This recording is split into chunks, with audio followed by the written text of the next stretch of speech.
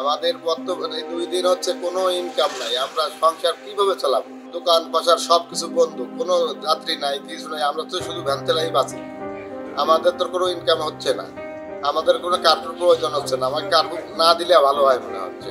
ছেলেমেয়ের বই খাতা একটু লেখাপড়া শিখেছি, তাদের বই খাতা কি করে কিনবো? আর কইলে তো আমাদের সংসার চলে না, বুঝছেন? সারাদিনই তো বসে থাকতে এই গাড়ি খালি গাড়ি সকালে তো চালাচ্ছি। এই কার্পু তো হইলে আমাদের সমস্যা হয় ফ্যামিলির জন্য, সব কিছু দিক দিয়ে কিস্তিবাদি দিতে নে, ভাড়া পুরো দিতে নে।